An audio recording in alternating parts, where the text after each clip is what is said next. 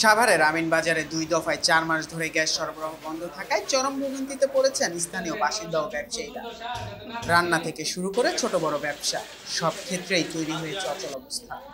বিকল্প জ্বালানি হিসেবে সামর্থ্যবানরা এলপিজি ব্যবহার করলেও নিম্ন আয়ের মানুষের ভরসা এতে যেমন বাড়ছে বাড়তি খরচ, তেমনই ধোঁয়ার কারণে স্বাস্থ্য ঝুঁকিতেও পড়ছেন তারা।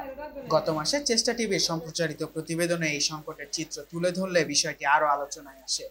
অনেক গ্যাস কিনা দেবো কুলান যায় না, কেরোসিন তেল কিনা কুলান যায় না। কেরোসিন তেলের দাম, এক বোতল গ্যাস কিনতে গেলে ১৫০০ টাকা লাগে, ১৫ দিনের রান্ধন যায় না। কি গ্যাস দেয় আমাদের ব্যবসায় বন্ধ হয়ে গেছে। আমরা ওই গ্যাস আইনা বোতল গ্যাস আইনা কোনো ভাবে চালাইতেছি, খরচ বেশি পড়তেছে, লসেই তো আছি এখন। প্রায় ৪ মাস যাবত আমার এলাকা প্লাস পুরো ইউনিয়নের সকল জনগণ গ্যাসের কারণে মা বোন অনেক কষ্টে আছে, অনেক আর্থিক কষ্টে আছে, সামাজিক কষ্টে আছে, দুর্দশার শেষ নেই।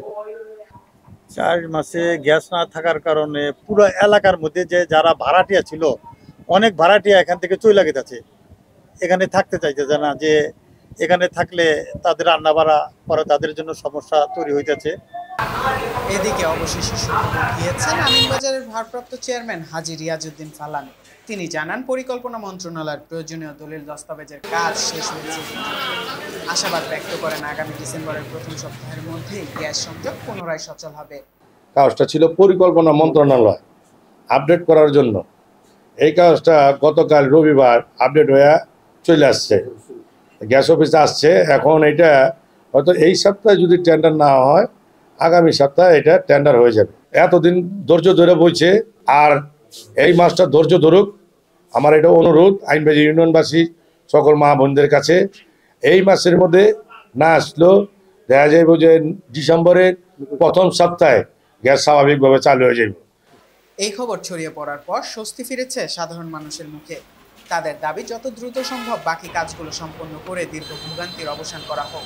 আর আমি গ্যাস আইলে তো আমরা ছাদেতে ফাল দিয়ে খুশিটা ফাল দেবো নাকি নাচুম, খুব ভালো হইব। কোনোদিন আমাদের আসলে আমাদের জন্য অনেক ভালো হইব, খালি আমাদের জন্য না, সবার জন্যই ভালো হইব। এখন আমাদের এটি একমাত্র আশা আকাঙ্ক্ষা যে যাতে দ্রুত গতিতে টেন্ডার বা যে কোনোভাবে কাজ সম্পূর্ণ করা। আমিনবাজার ইউনিয়নের ১৭টি গ্রামে ২টি ভিন্ন লাইনে সরবরাহ করা হবে গ্যাস। একটি লাইন ঢুকবে বরদেশি এলাকায়, আরেকটি আমিনবাজার।